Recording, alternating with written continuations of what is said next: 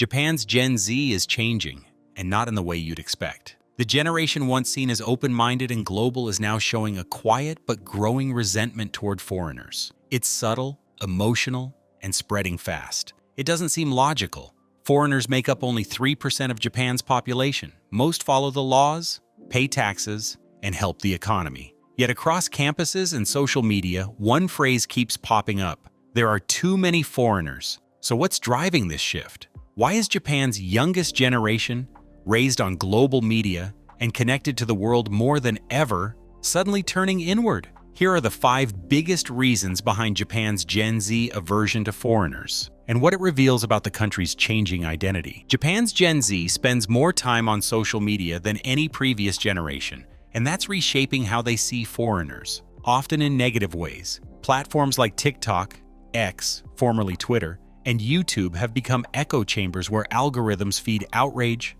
controversy, and fear. Clips showing rude tourists, foreigners breaking rules, or foreigners taking over Tokyo can rack up millions of views in a day. What's missing is context. Many of these viral clips come from isolated incidents involving tourists, not long-term residents. But once they spread, they start to shape national perception, especially among young users who rarely interact with foreigners in real life. Japan's Gen Z is also growing up in a culture that values social harmony and politeness, so any online video showing disruptive behavior hits especially hard. Even a small act, eating while walking, talking loudly on trains, or bending social etiquette, becomes exaggerated proof that foreigners don't respect Japanese culture. The problem is, the online world doesn't show balance. It shows extremes. And the more these posts circulate, the more people feel validated in their fears. Influencers and politicians have learned how to exploit this. By framing foreigners as a growing problem, they attract attention, views, and sometimes votes. A small rumor can snowball, like the claim that foreigners don't pay taxes or get special treatment, despite being completely false. Yet once these claims trend, they stick in public consciousness. Another factor is Japan's limited exposure to cultural diversity. In many smaller towns, young people rarely meet anyone non-Japanese. So social media often becomes their only experience of foreigners. And what they see isn't real life. It's content designed to provoke emotion. This creates a feedback loop. Misinformation spreads, outrage grows, and distrust deepens. Unlike older generations, who might rely on newspapers or personal experiences, Gen Z's understanding of social issues is filtered through fast-paced algorithmic feeds. This environment encourages binary thinking, us versus them, Japanese versus foreigners, rather than nuanced discussions about policy, economics, or integration. And because Japanese culture often avoids open confrontation, these frustrations don't get discussed face-to-face. Instead, they fester online. Anonymous comments, memes, and nationalistic hashtags fill the void where real dialogue should be. So even if the majority of Gen Z doesn't hold explicitly anti-foreigner views, the loudest voices online make it seem like hostility is everywhere. In short, social media has become a mirror, reflecting and amplifying Japan's anxieties about identity, change, and globalization. What was once quiet discomfort has turned into digital nationalism, and the result is a generation that's more connected to the world than ever, yet increasingly wary of the people from it. Japan's universities have quietly become a flashpoint in the debate over foreigners. In recent years, more international students have been enrolling, especially in Tokyo's top universities like Waseda, Keio, and the University of Tokyo. For Japan, this is part of a national strategy to attract global talent, compensate for declining domestic enrollment, and strengthen ties with Asia. But for many Japanese students, it feels like something else: unfair competition. Tuition is rising, job markets are shrinking, and student debt is at record levels. Young Japanese are struggling to balance part-time work, studies, and the uncertainty of the post-graduation economy. Against that backdrop, seeing universities recruit more foreign students, often with scholarships or special programs, creates a sense of imbalance. Even if these opportunities are merit-based, the perception is that foreigners are being favored while local students fall behind. This tension is amplified by a deeper cultural expectation. In Japan, education has long been tied to national pride and equality. University entrance exams are notoriously tough, and getting into a good school is seen as a reward for years of effort. So when foreign students are admitted through different pathways or are more visible on campus, it challenges the traditional idea of fair competition. There's also the issue of visibility. International students often cluster in major cities and certain departments, like business or language studies. When Japanese students walk into a class that's half foreign, it can feel like the country's academic spaces are changing too quickly. It's not about numbers. Foreigners still make up a small share of total students, but about perception. To many young people, universities reflect society's direction, and if they feel replaced or overshadowed there, it becomes symbolic of something larger, that Japan itself is losing its identity. Adding to this is economic frustration. Japan's stagnating wages and weak yen make it harder for young people to dream of financial stability. They see foreign workers in restaurants, factories, and even classrooms, and it triggers the fear that competition is everywhere, not just for elite jobs, but for basic survival. Politicians and tabloids sometimes feed this fear, suggesting foreigners are taking opportunities or benefiting more than locals. In reality, most foreign students and workers face their own hardships, long hours, language barriers, and discrimination. But that nuance is often lost in public debate. What remains is resentment fueled by inequality. University life, once a symbol of unity and hope, now mirrors Japan's generational divide. One side fighting to preserve opportunity, the other seeking to find it abroad. For Gen Z, the foreign student issue isn't just about education. It's about fairness, frustration, and a fear that the system is no longer built for them. Overtourism has quietly become one of the biggest triggers behind Japan's Gen Z resentment toward foreigners. In the years following the pandemic, Japan experienced a record-breaking boom in international visitors. Cities like Tokyo, Kyoto, and Osaka were suddenly flooded with tourists again. Millions of people crowding trains, temples, and side streets that were once calm. For young Japanese who grew up in these urban spaces, this change has been dramatic. It's not that they hate foreigners, it's that daily life has become harder because of them. Or at least that's how it feels. In Kyoto, locals complain about tourists walking into private properties, taking photos in residential alleys, or eating in restricted areas. On TikTok and YouTube, these moments often go viral, reinforcing the stereotype that foreigners don't respect Japanese culture. Gen Z, constantly online, sees these clips repeatedly and begins associating foreigners with chaos and inconvenience. The truth is, most visitors are well-behaved, but when bad behavior goes viral, perception beats reality. The economic imbalance also adds fuel to the fire. Japan's weak yen has made it one of the cheapest destinations for travelers, turning it into a playground for foreign tourists who can spend freely, while locals feel squeezed by rising prices. Rents in popular areas have increased. Restaurant reservations are harder to get. And souvenir stores once serving neighbors now target foreigners instead. To a struggling generation of young Japanese, this creates a quiet resentment. The sense that Japan is being reshaped not for them, but for outsiders with stronger currencies. This frustration is also amplified by geography. Tourists tend to cluster in certain hot zones: Shibuya, Shinjuku, Asakusa, Gion, Dotonbori. So locals in those areas experience the brunt of the disruption. In rural Japan, however, some towns still beg for more tourists to survive economically. But Gen Z in cities doesn't see that nuance. They only see their favorite cafes packed, train lines overcrowded, and convenience stores adapting signage for tourists rather than locals. Another layer is cultural exhaustion. Japan's politeness culture often prevents direct complaints, so young people turn to social media to vent. Comments like "Japan doesn't feel like Japan anymore" or "Tokyo is overrun" appear frequently on platforms like X or TikTok. That constant exposure reinforces a collective mood, a mix of frustration,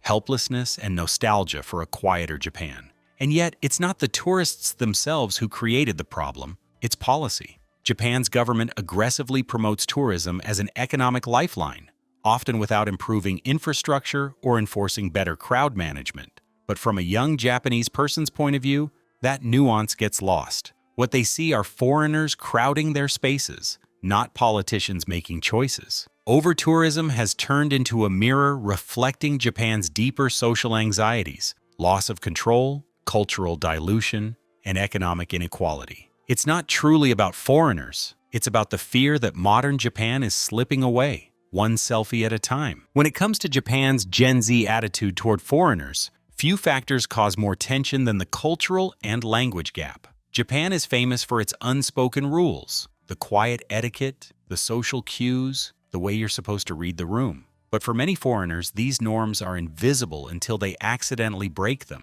And when that happens, locals often don't explain the mistake directly. They stay polite on the surface, but frustration builds underneath. Over time, this silent tension becomes visible in online spaces, especially among young Japanese who feel foreigners don't fit in. The language barrier makes this worse. While many foreigners in Japan struggle to learn Japanese, many locals are also uncomfortable speaking English. This mutual hesitation limits communication, turning small misunderstandings into cultural gaps. A foreigner might think a Japanese person is being cold or distant, while the Japanese person simply feels anxious about their English skills. Without words to bridge the gap, stereotypes grow on both sides. For Gen Z, who spend their lives online, these gaps are magnified through viral content. A video of a tourist being rude or loud on a train may spark outrage, even if the person had no idea about the unspoken norms. Because Japanese culture values quiet order, even small acts of nonconformity stand out. The result is a clash of cultural expectations that gets replayed endlessly on social media. At universities and workplaces, the same issue plays out in subtler ways. Some Japanese students say it's hard to make friends with foreign classmates because they stay in their own groups, but many foreigners say the opposite, that Japanese peers never approach them, even when they try to start conversations. Both sides feel rejected, and both blame the other. It's a cycle that reinforces distance instead of breaking it. Older generations tend to handle this better because they've had more real-world interactions with foreigners, at work, in neighborhoods, or through decades of gradual globalization. Gen Z, in contrast, often encounters foreigners primarily through screens or short-term encounters. That limited exposure makes it harder to see foreigners as individuals rather than as outsiders. Language plays a symbolic role too. For many Japanese, speaking only Japanese is tied to national identity. So when foreigners live in Japan without learning the language, it feels like they're rejecting part of the culture itself. Yet at the same time, Japan's own education system hasn't made foreign language learning a two-way effort.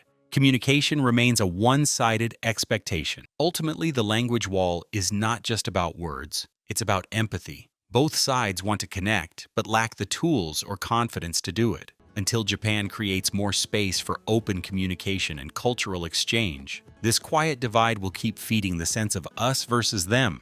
And for Gen Z, raised in a world that feels increasingly uncertain, that divide can easily harden into distrust. At the heart of Japan's Gen Z aversion to foreigners lies something much deeper than cultural tension: economic fear. Japan's younger generation is growing up in one of the most financially uncertain times in the nation's modern history. Wages have barely increased in decades. The cost of living keeps rising, and job security is shrinking. For many young people, the dream of financial independence feels increasingly out of reach. And when frustration builds with no clear solution, it becomes easy for some to point fingers outward, at foreigners rather than upward, at the system itself. This is where politics and media come in. Politicians have learned to exploit these anxieties by subtly framing foreigners as part of the problem.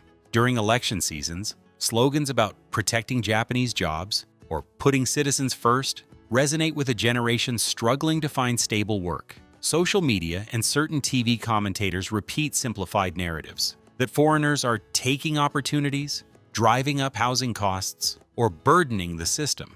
The irony is that most of these claims are either exaggerated or completely false, but emotionally, they land. Japan's economic stagnation has also created a perception gap.